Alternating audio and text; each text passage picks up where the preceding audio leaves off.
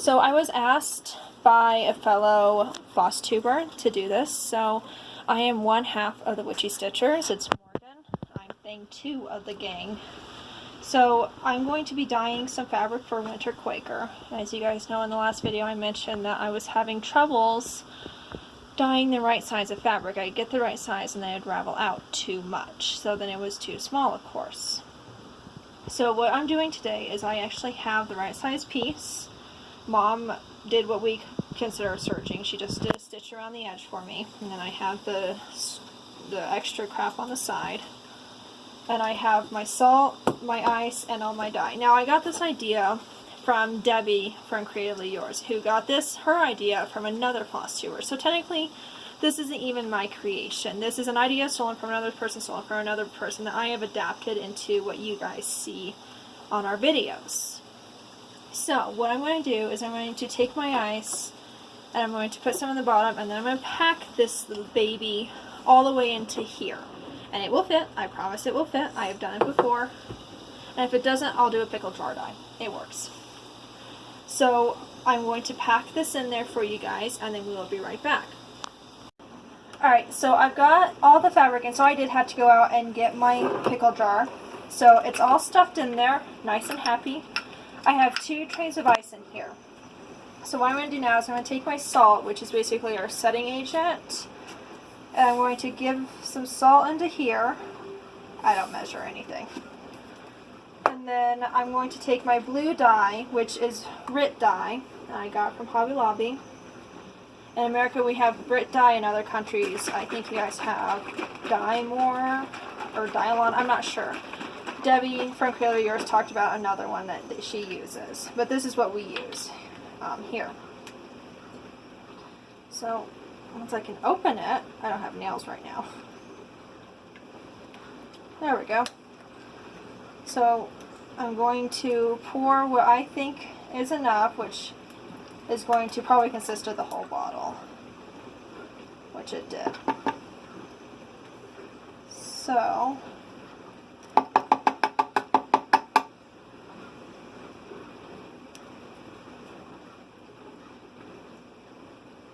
yeah, that's about as good as it's going to get. So now I have some gray that I'm just going to use. So this is for Winter Quaker.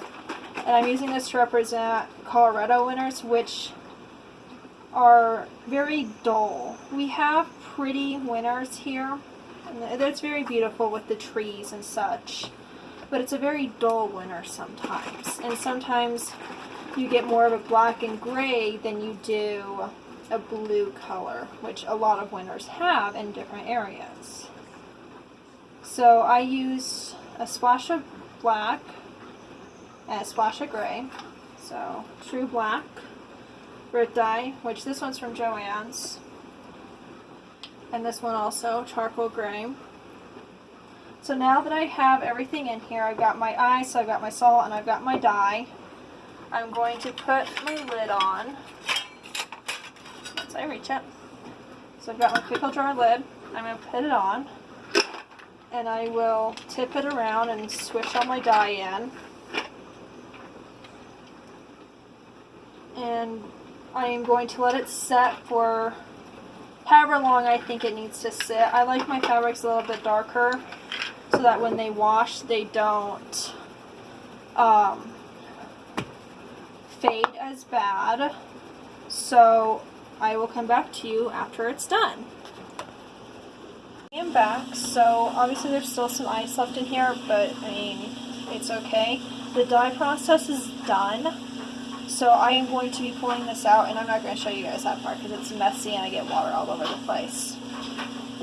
But I'm going to pull this out, I'm going to dump it out, and I'm going to rinse it out in the sink with hot water, and then I'll give it a splash of cold water so I can wring it out with my hands. It will look like a murderous smurf if I don't do that.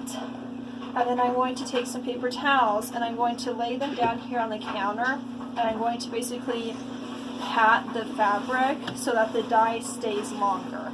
I have one washing right now that I dyed for Mom this morning. That was a very small ice dye, which is something I probably should have videoed, but I didn't see the comment until after I did that dye. So I'm going to rinse and wash this out, and then I will be back. Alright, so I just wanted to give you guys a quick sneak peek. This is what it looks like. So obviously it looks near black before I rinse it out and put it through the wash process in the washing machine. So obviously it looks really, really dark, but you can see here where I already ran some water over it when I was pulling it out to rinse out my jar and such. So when it's done, it's not going to be this dark. And so a lot of pieces actually end up looking this dark, but by what I do, it actually makes it lighter and still dark the way we like it. So we'll be back in just a second.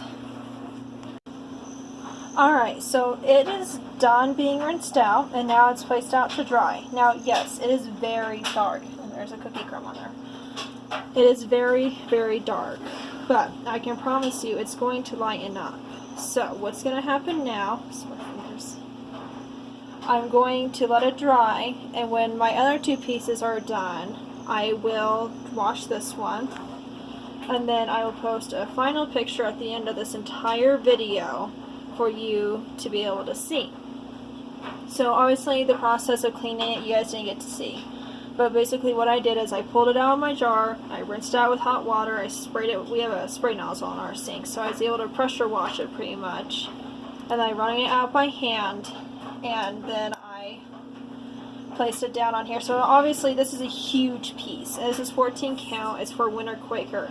Now Winter Quaker calls for 32 count, so technically it should have been 16 count, which would have still been a massive piece. But it would have shrunk it down a little bit. But Summer Quaker was done on 14 count also, so I had to keep it universal.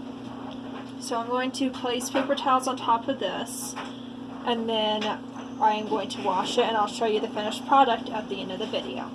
So thank you for your request to view how I do this, and I look forward to seeing you guys in our next video, and I will have thing 1 with us also, and we will be a complete duo instead of just one of the duos.